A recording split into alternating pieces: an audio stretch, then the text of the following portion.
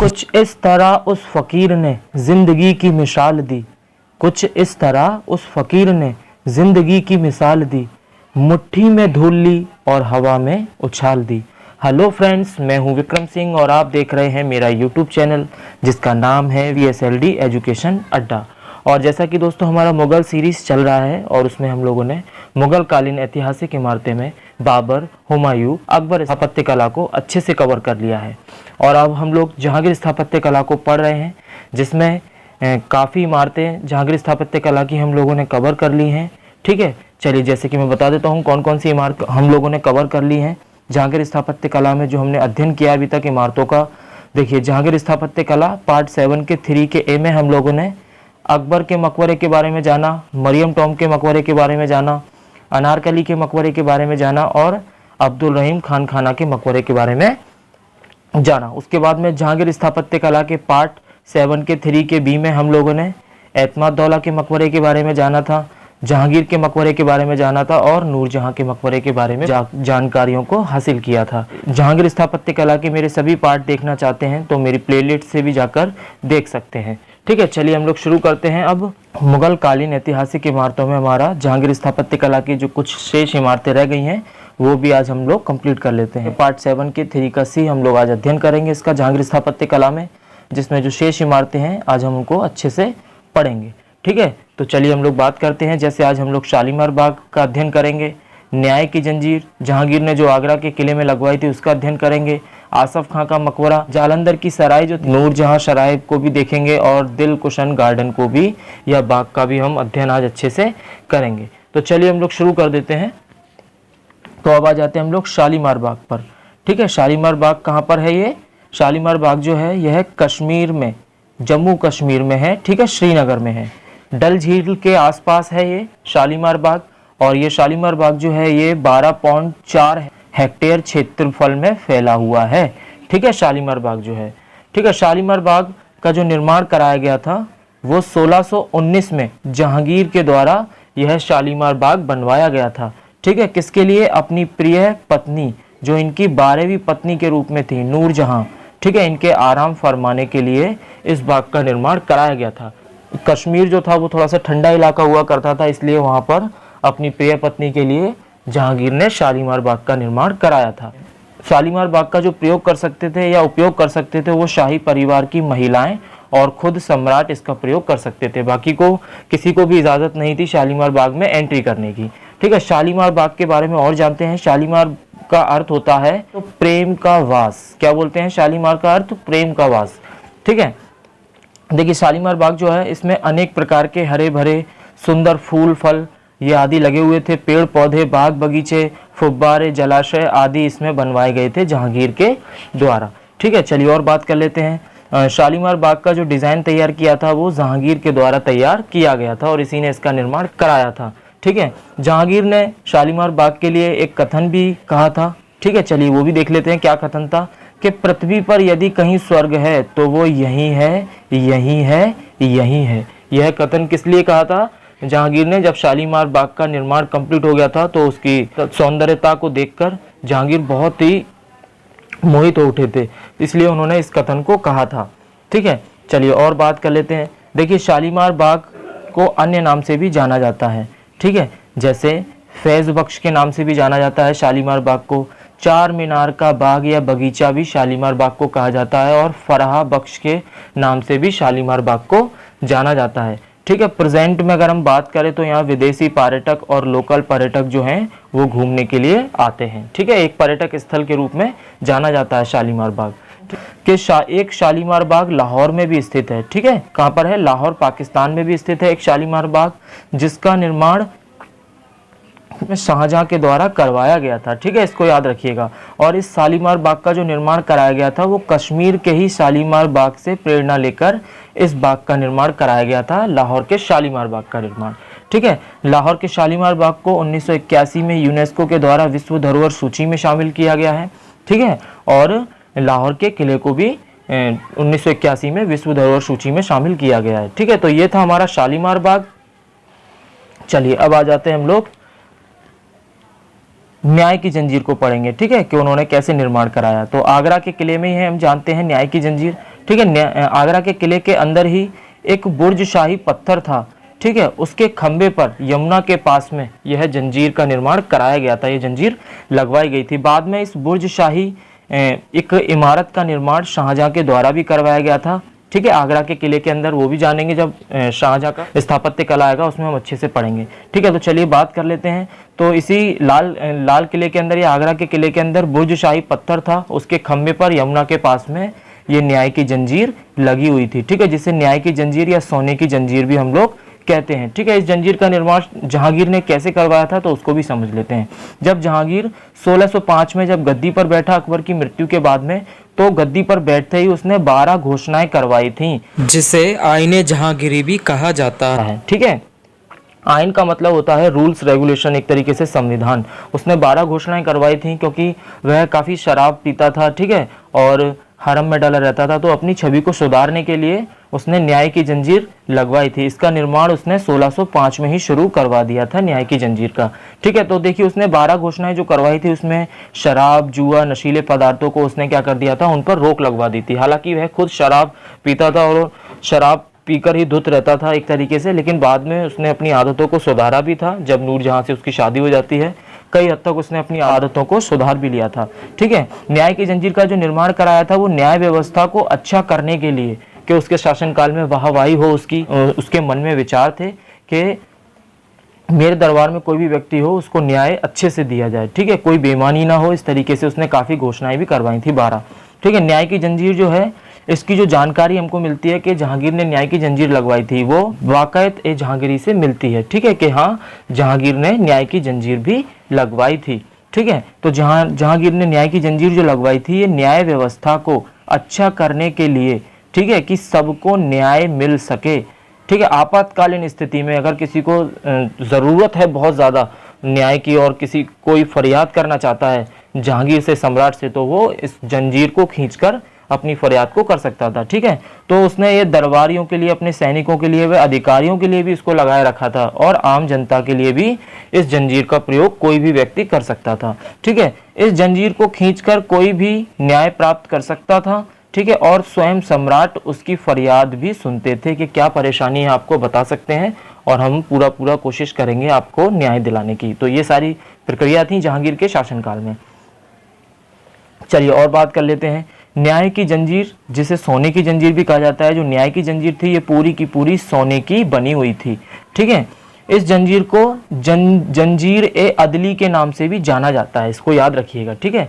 न्याय की जो जंजीर थी, इसमें जो ये जंजीर थी, ये 90 किलो सोने की एक जंजीर थी, ठीक है, जिसकी जो लंबाई थी कुल वो 40 गज, या अगर हम बात करें तो 120 मीटर के लगभग ये जो जंजीर थी वो लंबी थी, ठीक है। चलिए और बात कर लेते हैं। ये जो जंजीर लगी हुई थी, ये शाही बुर्ज पत्थर पर लगी हुई थी, यमुना नदी के किनारे, ठीक है, और शाही बुर्ज पत्थर से लेकर यह खास महल तक जाती थी ये जंजीर, ठीक है। इतनी लंबी थी, मतलब 120 मीटर के आसपास लंबी थी, और खास महल के ऊपर ही झरोका दर्शन था, यहीं पर ये जंजीर लगी हुई थी, और इसी जंजीर से यह जनता या दरबारी इस जंजीर को खींचकर घंटियां, इसमें घंटी भी लगी हुई थी, तो घंटियों की आवाज से सम्राट बाहर आ जाते थे और उनके न्याय को या उनकी फरियादों को भी सुनते थे, ठीक है, जहांगीर। चलिए और बात कर लेते हैं। ये जंजीर जो थी, ये 120 मीटर या 40 गज लंबी थी, जो कि 90 किलो सोने की बनी हुई थी ये जंजीर, ठीक है। इसी जंजीर में 60 घंटियां भी लगी हुई थी, और ये 60 घंटियां जो थी ये सोने की ही थी। किसी किसी किताब में 50 घंटी भी देता है, लेकिन एनसीईआरटी बुक में जो देता है वो 60 घंटियां देता है, कि जो न्याय की जंजीर थी उस जंजीर में 60 घंटियां लगी हुई थी, ठीक है। इस तरीके से ये एक जंजीर थी, और इस जंजीर में ये जो घंटियां आपको दिखाई दे रही हैं, ये घंटियां इस तरीके से लगी हुई थी, जिसे कोई भी आपातकालीन स्थिति में खींचकर न्याय मांग सकता था, ठीक है, सम्राट से। देखिए प्रत्येक जो घंटी थी यह 4 किलो सोने की थी, इसलिए कुल 60 घंटियों की जो अगर बात करें वेट होता है तो वो 240 किलो सोने के बराबर बन जाता था, ठीक है। इसीलिए हम कह सकते हैं कि जो न्याय की जंजीर थी, ये टोटल जो सोने की बनी हुई थी वो कितने किलो सोने की बनी हुई थी, तो 90 प्लस 240, ठीक है। जंजीर जो थी वो 90 किलो की थी, और इसमें 60 घंटियां लगी हुई थी, तो टोटल मिलाकर कितनी हो गई, एक घंटी जो थी वो 4 किलो की थी, इसलिए 240 किलो हो गया। ऐसे करके ये 30 किलो के समथिंग पूरे सोने की बनी हुई थी। अगर आज हम इसकी कीमत की बात करें तो इसकी कीमत का हम लोग आज आकलन नहीं कर सकते हैं, ठीक है। इतनी बेशकीमती ये सोने की जंजीर इसने लगवाई थी। अकबर जो थे वो काफ़ी धन दौलत छोड़ गए थे जहांगीर के पास में, और इसने एक तरीके से ढकोसला भी किया था। ये बाद में ये जंजीर चली भी नहीं थी, ठीक है, क्योंकि जो जनता थी, आम जनता, उसे डर रहता था कि अगर हम ये जंजीर कहीं खींचेंगे तो जो हमारे सम्राट हैं वो खास महल में जो बैठे हुए हैं अपनी पत्नियों के साथ में, तो कहीं वो डिस्टर्ब ना हो जाए। तो इस वजह से काफ़ी लोगों ने इसका प्रयोग नहीं किया था। बाद में ये समाप्त हो गई थी न्याय की जंजीर। अब आ जाता है हमारा जालंधर की सराय या जहांगीर की सराय के नाम से भी इसको जाना जाता है, ठीक है। जालंधर की सराय भी कह सकते हैं और जहांगीर की सराय भी आप इसको कह सकते हैं, ठीक है। चलिए बात कर लेते हैं। देखिए, ये जालंधर की सराय या जहांगीर की जो सराय है, ये जहांगीर का एक सपना था कि वह अपने सैनिकों के लिए, क्योंकि उनके सैनिकों को काफ़ी परेशानी होती थी एक जगह से दूसरी जगह जाने में, और वह कहाँ पर रहें, कहाँ पर आराम फरमाएं, तो इसलिए उनका एक सपना था कि वह अपने सैनिकों के लिए भी एक सराय का निर्माण कराएं। हालांकि जहांगीर ने इस सराय का निर्माण नहीं कराया था, ठीक है। इसका निर्माण जो कराया था वो शाहजहां के शासनकाल में कराया गया था, इस जालंधर की सराय का निर्माण। चूंकि ये जहांगीर से जुड़ी हुई है, इसलिए जहांगीर स्थापत्य कला में ही इसको समझना उचित होगा। चलिए और बात कर लेते हैं। ये जो जालंधर की जो सराय थी, इसको एक तरीके से होटल या भवन के रूप में सैनिकों के आराम फरमाने के लिए इस जालंधर की सराय को या जहांगीर की सराय को बनाया गया था, ठीक है। इसका जो निर्माण कराया गया था वो 1640 में शाहजहां के द्वारा करवाया गया था। उसके मंत्री अली मर्दाना खान के द्वारा इसका निर्माण कराया गया था, ठीक है। ये जालंधर की जो सराय है, ये नकोदर से लेकर कपूरथला के रास्ते में ये जो जालंधर की सराय है ये पड़ती है, ठीक है, जो कि दिल्ली से लाहौर मतलब जीटी रोड से होते हुए अगर हम जाएंगे तो ये बीच में ही जालंधर की सराय पड़ती है, ठीक है। इस रास्ते पर कई सराय बनी हुई थी, जिसमें सबसे प्रमुख जो थी ये जालंधर की सराय थी, ठीक है। चलिए बात कर लेते हैं। जालंधर की सराय का जो सपना देखा था वो किसने देखा था? जहांगीर ने इसको। जहांगीर ने इसके निर्माण के लिए जहांगीर गांव एक बसा दिया था पहले ही कि मैं यहाँ एक सराय बनवाऊंगा, लेकिन उनकी मृत्यु हो जाती है। उसके बाद में इनका जो सपना पूरा कराते हैं वो शाहजहां करवाते हैं, ठीक है। और ये जहांगीर गांव में ही निर्मित है ये सराय। तो ये कहाँ पर है जहांगीर गांव? जालंधर पंजाब लाहौर में, मतलब पाकिस्तान के पंजाब प्रांत में ही है, जालंधर के आसपास के क्षेत्र में, ठीक है। चलिए और बात कर लेते हैं। जालंधर की जो सराय है, ठीक है, इसमें 124 कमरे बने हुए हैं, ठीक है। इसमें कई गुप्त सुरंग व रास्ते भी बने हुए हैं, ठीक है। और इसी जालंधर की सराय में एक मस्जिद भी बनी हुई है, जिसमें सैनिक जो थे वो नमाज अदा करते थे, मतलब नमाज वगैरह पढ़ते थे, ठीक है। इसमें एक 100 मीटर का ब्रिज भी बनाया गया था, जो जहांगीर के या शाहजहां के जो सैनिक थे वो एक जगह से दूसरी जगह जाने में उनको काफ़ी लंबा समय तय करना पड़ता था, तो उन्होंने वहाँ एक ब्रिज भी बनवाया था, ठीक है। और इसी जालंधर की सराय में पानी पीने की व्यवस्था भी की गई थी, मतलब एक कुएं का भी निर्माण कराया गया था। जालंधर की जो सराय है इसमें 2 दरवाजे हैं, ठीक है। एक दिल्ली गेट के नाम से जाना जाता है और दूसरा लाहौर गेट के नाम से। ये दोनों जो दरवाजे हैं ये एक दूसरे के एकदम सामने हैं, ठीक है, एक दूसरे के सामने ही स्थित हैं। चलिए ये हो गई हमारी जालंधर की सराय। और इसी तरह से जहांगीर की जो वाइफ थी नूरजहां, उन्होंने भी एक नूरजहां सराय का निर्माण कराया था, वो भी देख लेंगे, ठीक है। जालंधर की जो सराय है इसे दखनी सराय के नाम से भी जाना जाता है, ठीक है। और इस सराय में पेड़ पौधे बाग बगीचे आदि भी लगवाए गए थे शाहजहां के द्वारा, ठीक है। चलिए और बात कर लेते हैं। अब आ जाते हैं हम लोग नूरजहां सराय पर, ठीक है। नूरजहां सराय जो है ये जालंधर पंजाब में है, ठीक है। इसका निर्माण 1618 में नूरजहां के द्वारा करवाया गया था, 1618 में, ठीक है। इसका डिज़ाइन जो तैयार किया था वो स्वयं नूरजहां ने इसका डिज़ाइन तैयार किया था। इस नूरजहां में भी जालंधर की तरह ही 2 दरवाजे हैं, एक दिल्ली गेट दरवाज़ा है और एक लाहौरी गेट दरवाज़ा है, ठीक है। इसमें करीबन इस सराय में 125 कमरे हैं, एक कुआं भी है, पानी पीने की जो व्यवस्था थी सैनिकों के लिए, ठीक है। और इसमें कई गुप्त सुरंगें भी हैं, बाग बगीचे भी नूरजहां ने इस नूरजहां सराय में बनवाए थे। चलिए और बात कर लेते हैं। ये जो नूरजहां सराय है, जालंधर की जो नूरजहां सराय थी यह पूरी तरह से एक खंडर में बदल चुकी थी, लेकिन पंजाब के एक आम नागरिक जो थे जिनका नाम था दलवीर सिंह, उन्होंने उनके पृथक प्रयासों से यह आज फिर जीवित हो उठी है। जो नूरजहां की सराय है, इस पर पहले क्या बोलते हैं अवैध रूप से कब्जा वगैरह कर लेते थे लोग। वहीं आसपास जुआ वगैरह भी खेलते थे, शराब का अड्डा बन गया था नूरजहां की जो सराय थी। लेकिन दलवीर सिंह जो थे पंजाब के आम नागरिक, इनके पृथक प्रयासों की वजह से नवीनीकरण किया जा चुका है, पुनर्निर्माण इसका शुरू हो गया है। चलिए अब बात कर लेते हैं हम लोग आसफ खां के मकबरे के बारे में। आसफ खां का मकबरे पर आ जाते हैं। ठीक है, आसफ खां का मकबरा लाहौर शादरा नामक स्थान पर ही है, पाकिस्तान में रावी नदी के किनारे। ठीक है, आसफ खां कौन थे? इनके पिता जो थे वो मिर्जा ग्यास बेग थे, जिसे एतमाद दौला भी कहा जाता है। इनकी माँ असमत बेगम थी, इनकी बहन नूरजहां थी, इनके जीजाजी जो थे वो जहांगीर थे। नूरजहां से ही शादी की थी ना जहांगीर ने। ठीक है, इनकी पुत्री जो थी आसफ खां की वो अर्जुमंद बानो बेगम थी। मुमताज, जिनसे इनका विवाह शाहजहां से हो जाता है, मुमताज महल का, तो इनके दामाद शाहजहां हो गए। ठीक है, तो ये आसफ खां थे। चलिए और बात कर लेते हैं। आसफ खां का मकबरा का निर्माण 1641 में शुरू हुआ और कंप्लीट 1645 में हुआ। मतलब 4 वर्ष का समय लग गया था आसफ खां के मकबरे को तैयार करने में। इनकी मृत्यु 1641 में हो जाती है, उसके बाद में ही इनके मकबरे का निर्माण शुरू करवा दिया जाता है, जो कार्य होता है। ठीक है, यह मकबरा किसने बनवाया था? आसफ खां का मकबरा तो शाहजहां के द्वारा बनवाया गया था और इसके डिजाइन में जो हेल्प करी थी वो नूरजहां ने की थी आसफ खां के मकबरे को बनवाने में। ठीक है, तैयार करने में 4 साल लग जाते हैं। आसफ खां का जो मकबरा है ये दिलकुशन बाग के पास में ही था। ठीक है, जहांगीर के मकबरे के पास में। पहले जहांगीर को भी दिलकुशन बाग में ही दफनाया गया था, बाद में उनका मकबरा बन गया था तो वहीं पास में ही उनको दफना दिया गया था मकबरे में। ठीक है, तो आसफ खां जो है इनको दिलकुशन बाग में ही दफनाया गया और उनका मकबरा भी दिलकुशन बाग में ही है। ठीक है, चलिए और बात कर लेते हैं हम लोग। आसफ खां का जो मकबरा है ये जहांगीर व नूरजहां के मकबरे के पास में ही है।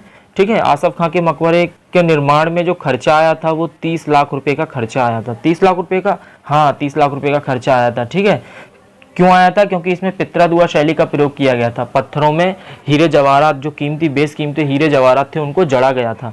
ठीक है, और आसफ खां का मकबरा जो है ये संगमर एवं लाल बलुआ पत्थर के प्रयोग करके बनाया गया था और यह भी दोहरी गुम्बज वाला मकबरा है।